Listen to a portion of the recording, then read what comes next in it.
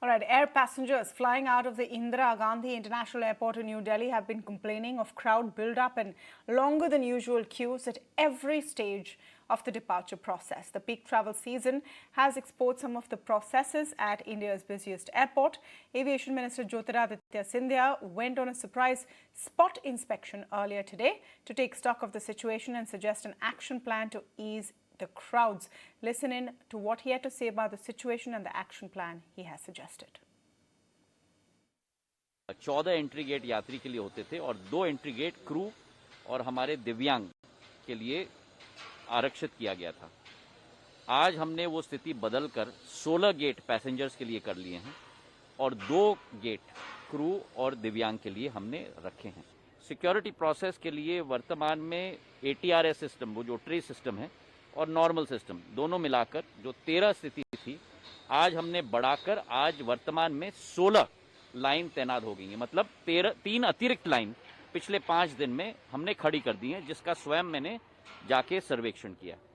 मैंने आज सभी के साथ बैठकर ये कोशिश हम लोग कर रहे हैं कि आज और कल एक जगह है 2 लाइनों के बीच में जहां बैरिकेड लगा हुआ है, उस बैरिकेड को हटाकर हम लोग कोशिश कर रहे हैं कि एक और लाइन हम लोग वहां लगा पाएं। तो 16 से हम लोग 17 तक पहुंचेंगे।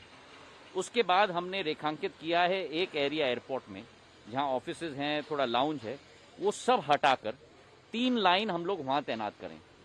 एक लाइन 20 तारीख तक होपफुली हो जाना चाहिए। अगले 10-12 दिन में तीनों लाइन हम लोग वहां तैनात करने की कोशिश करेंगे इस महीने के अंत तक।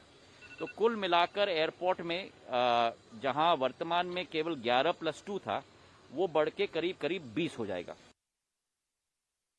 Now we are standing here at Delhi International Airport Terminal 3, and to ease the congestion problem, the Aviation Minister Jyotiraditya Scindia has issued multiple orders, and we see some sort of visible change here on the ground as well. To control the vehicular movement, the marshals have been deployed. The marshals are regularly, they are controlling the vehicular movement as you can see. So these sort of volunteers, they have been asked to remain on ground and control the vehicular movement so that no such traffic mess should be there. So in addition to this, if you see, let me take you to nearby to the entry gates. Yes, there are number of passengers because the data suggests that now the aviation sector is jumping back to pre-COVID level, and you can see the flyers, the aviation passengers, they are turning in huge numbers to opt for air travel. But how far the things have improved? Now you see that apart from the marshals who have been deployed for the vehicular controlment, you can see that at the entry gates there are long queues.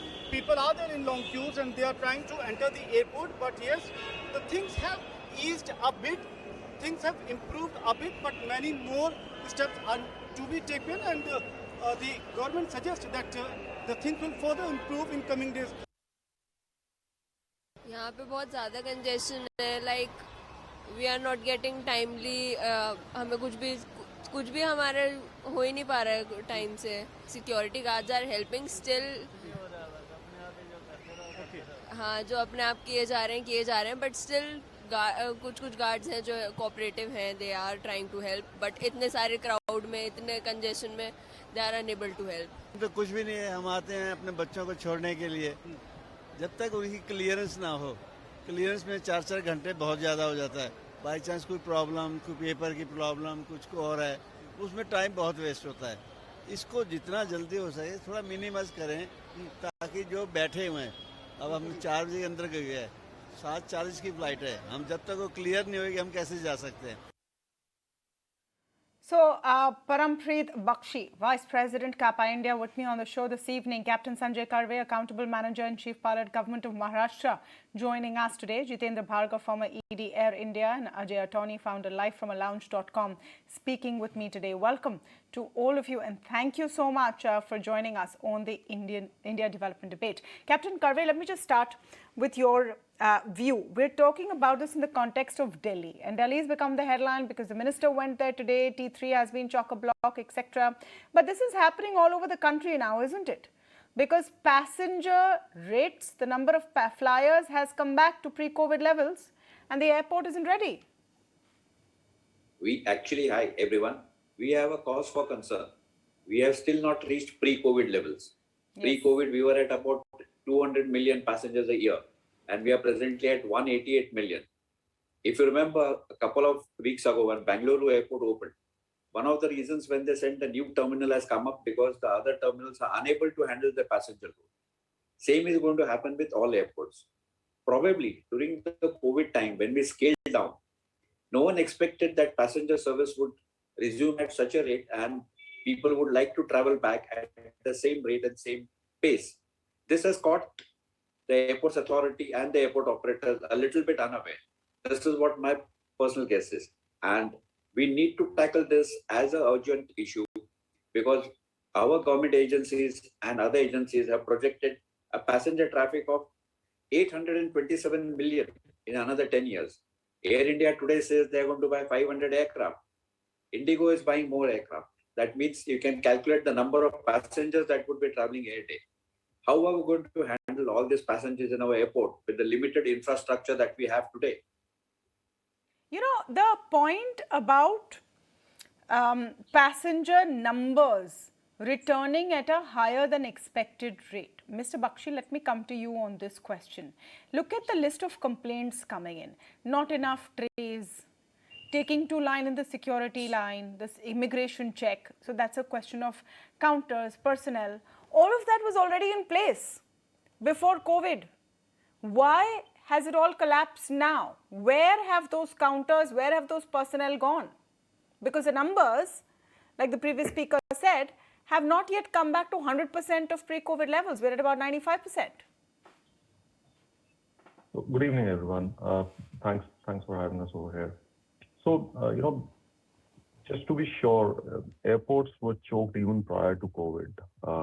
And I think it's just 2 years. We'll all remember how we used to get struggling at the immigration counters or security checkpoints. So it doesn't come as a surprise that now with the daily capacity almost at pre-COVID levels, while at an annual level the numbers are still lagging, but at a daily level, which is what impacts us on a daily basis, the numbers are already at a pre-COVID level. Demand is already back, and this has come back gradually.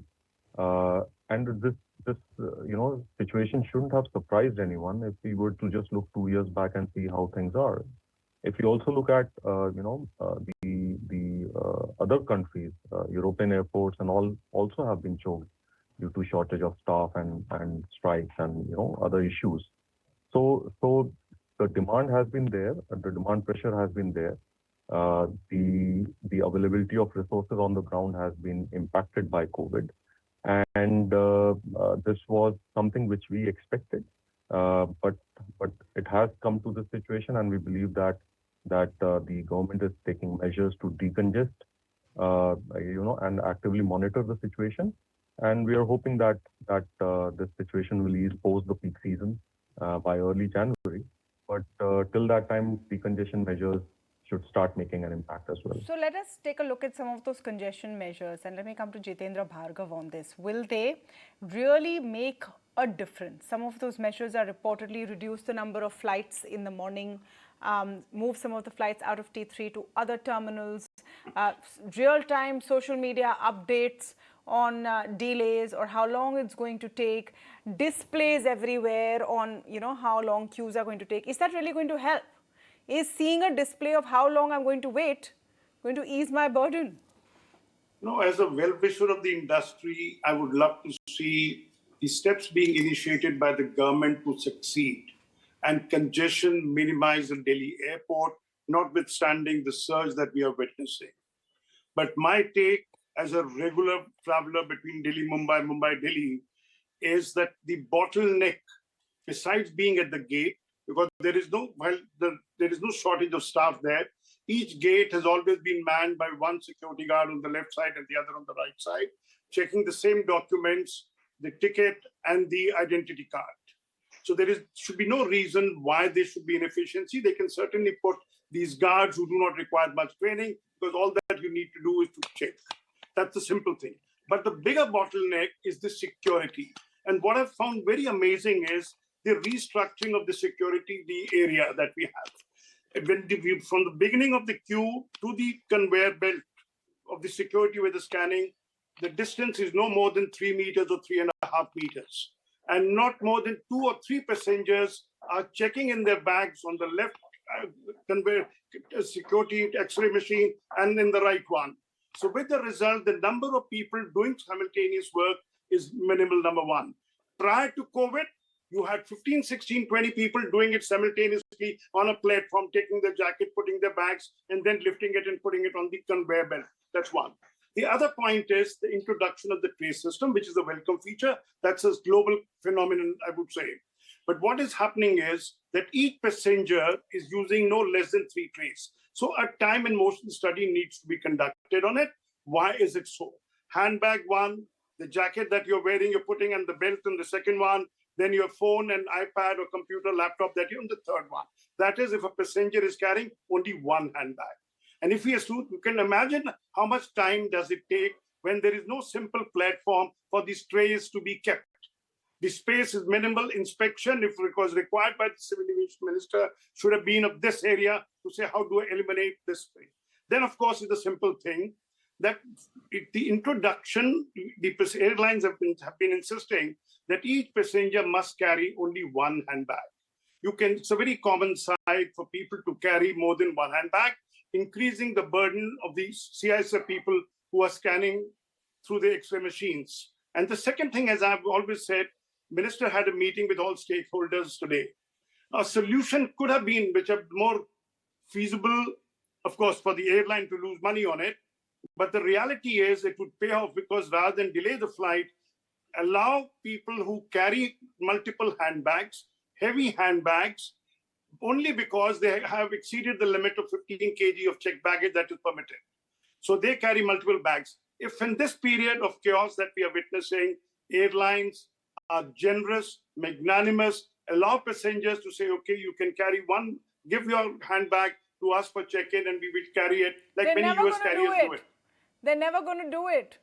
No, but question is somebody has to do it. You have to end the chaos. And the third thing, you referred to it, that the suggestion to reduce the number of flights is all fraught with problems. The moment you reduce, you create greater chaos, the fares will shoot up further. Now, if the idea is to reduce the number of passengers flying by making travel prohibitive, now I don't think that's the right way of running an airline or the aviation industry. Ajay, on the question of the role of the airline. So you had Air India a few days ago put out a note saying that some of their crew could not get passes on time. That's why there was a delay. Airlines will anyway be the first line in the firing as far as, social media complaints of passengers, etc. are concerned. And then you'll have reduced flights. You'll have longer delays.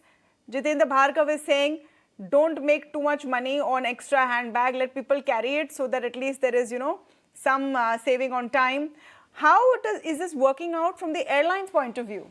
Tamanna, I wish to come in to clarify. I did not say this. All I said was to ease the work of our security people for scanning of the hand baggages, reduce their workload because they can't cope with it at the moment with the existing infrastructure, allow airlines to take it as checked baggage for the temporary period only.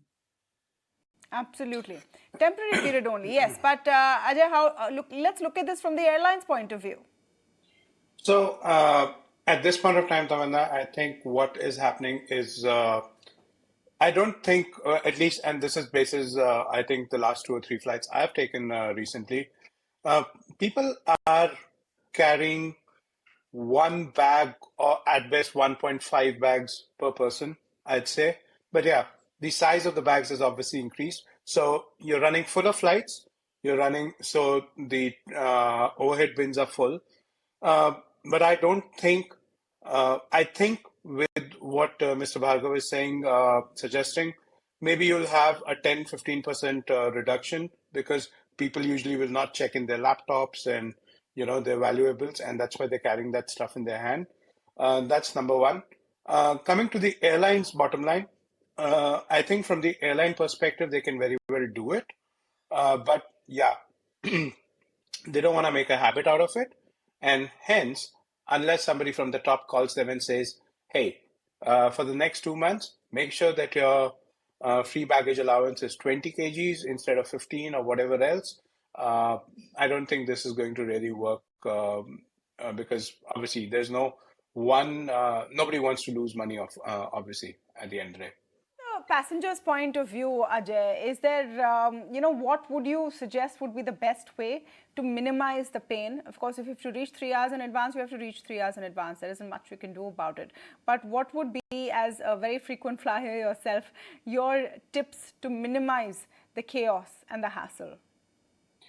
I think people should really go for as much automation, rather than going for as much, of manual help. So, for example, Delhi is one of the 3 airports which recently got the DigiYatra kiosk.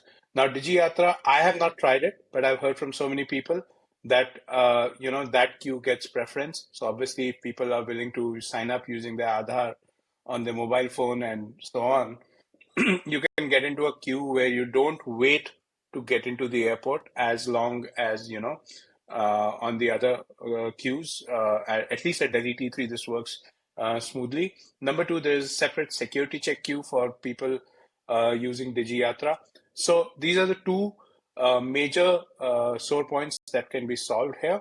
Second, please don't wait to get your boarding passes, etc., in a manual queue. Go to the kiosks and get it printed.